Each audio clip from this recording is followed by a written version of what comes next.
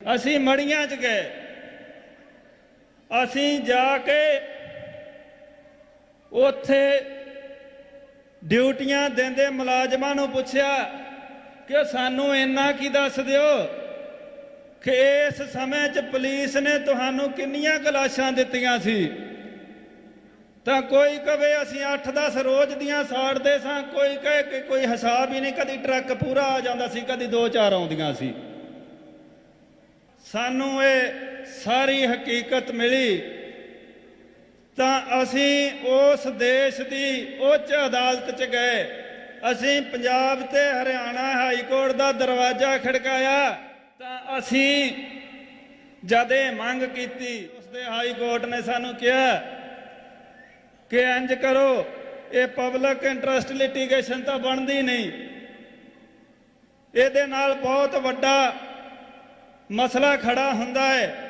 ਤੁਸੀਂ ਹਰੇਕ ਪਰਿਵਾਰ ਨੂੰ ਜਿਨ੍ਹਾਂ ਦੀ ਲਾਸ਼ ਹੈ ਭੇਜ ਦਿਓ, ਅਸੀਂ ਉਹਨਾਂ ਨੂੰ ਜਾਣਕਾਰੀ ਦੇਵਾਂਗੇ।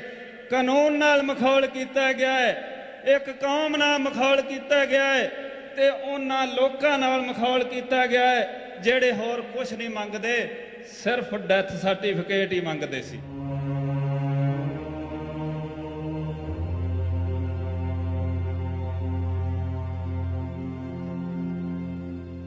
We fight because there is evidence, the victims are there, and they're all willing to support this litigation because ultimately they are the ones who need the answers to the question that's evaded them for so many years, for 20 years. We have hope and faith that the Supreme Court will respond to this. It is so impossible to ignore. For a judge to ignore the enormity and the magnitude of this genocide. When the state becomes terrorist, when the state engages in act of terrorism, when policemen who are supposed to keep law and order pick you up and execute you in cold blood,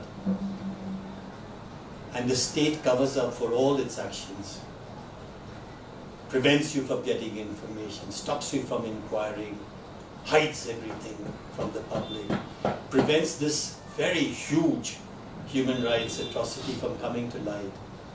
The Sikh riots went without any redressal. The 2002 riots went without redressal.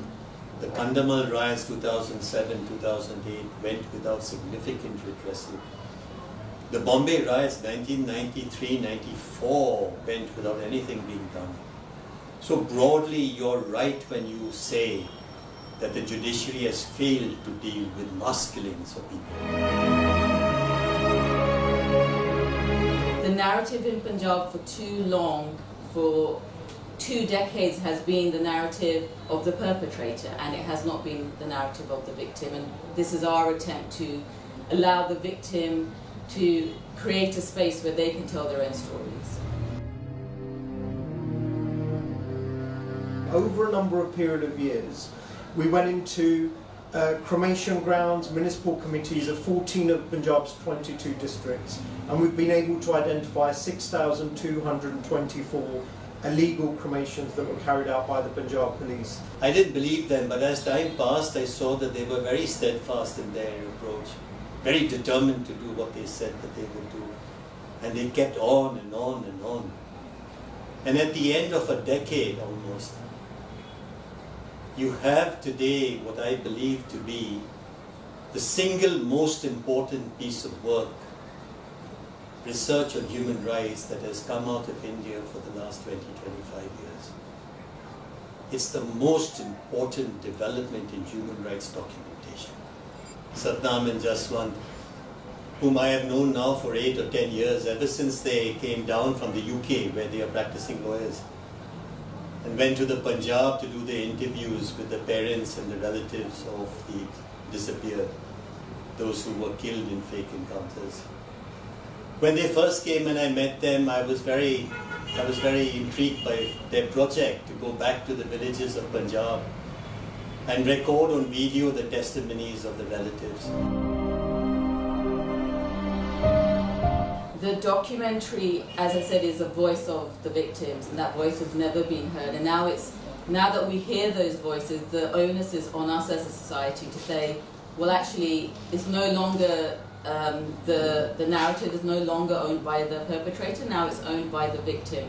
And what do we do? Once we hear a story, once we take on the experience of a person, of the trauma of another person, what is it we do with that information? Do we stand with them? Do we say this fight has been yours alone for way too long and now it's for us to join in that fight and help and support in any way we can? Every time we talk to a victim family, the amount of detail they remember of the last day, that last moment that they saw their loved one.